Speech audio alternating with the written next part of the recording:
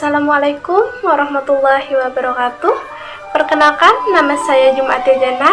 Saya dari mahasiswi Politeknik Negeri Tanah Laut semester 1 dengan jurusan Agroindustri. Di sini saya ingin mempresentasikan hasil kerja saya yang berjudul Demokrasi dari Masa ke Masa. Yang pertama, ada pengertian apa itu demokrasi, yaitu demokrasi berasal dari bahasa Yunani, demos yang artinya rakyat dan kratos yaitu artinya pemerintahan. Jadi, demokrasi itu adalah suatu pemerintahan rakyat atau suatu sistem di mana rakyat memegang kedaulatan yang tertinggi. Demokrasi itu juga ada menurut beberapa ahli. Yang pertama, menurut Abraham Lincoln, demokrasi adalah pemerintahan dari rakyat, oleh rakyat, dan untuk rakyat.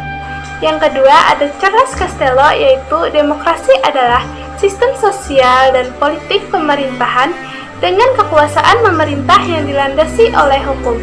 Yang ketiga, ada Contajoro Pranoto, yaitu demokrasi adalah negara yang pemerintahannya dipegang oleh rakyat. Jadi, untuk semua kesimpulan dari menurut beberapa ahli ini, yaitu demokrasi adalah pemerintahan yang berasal dari rakyat, dilakukan oleh rakyat, dan dipergunakan untuk kepentingan rakyat. Yang kedua ada pendidikan demokrasi. Di sini saya mengambil yang singkatnya saja, yaitu lebih mengutamakan hak dan kewajiban serta memperlakukan sama bagi semua warga negara dalam berlangsung proses pendidikan. Tujuan dari pendidikan demokrasi yaitu bertindak secara demokratis melalui aktivitas yang dilakukan dengan menanamkan pada generasi muda akan pengetahuan, kesadaran, dan nilai-nilai demokrasi. Terus, yang ketiga, demokrasi dari masa ke masa. Jadi, demokrasi dari masa ke masa kita mulai pada tahun 1945. Yang pertama pada tahun 1945, di mana pada tahun 1945 itu yaitu adalah, kalian semua pasti tahu karena itu adalah tahun kemerdekaan kita. Jadi pada tahun 1945 sampai 1959, demokrasi yang digunakan ini adalah dengan demokrasi parlementer. Pada demokrasi ini diperkuat dalam Undang-Undang Dasar 1945 sampai 1950. Pada tahun 1950, sistem parlementer menetapkan di mana badan eksekutif hanya terdiri atas presiden dan menteri-menterinya saja.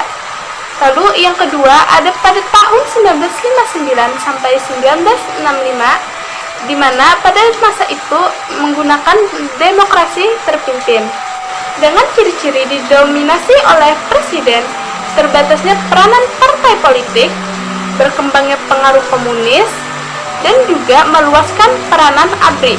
Jadi ada 4 ya. Yang ketiga pada tahun 1965 sampai 1988. Pada landasan formal periode ini adalah Pancasila, ketetapan MPRS, dan juga Undang-Undang Dasar 1945. Pada periode ini juga menunjukkan peranan presiden yang semakin besar, karena kekuasaan itu berada di tangan Presiden Soeharto yang telah menjelma sebagai tokoh yang paling dominan dalam sistem politik Indonesia.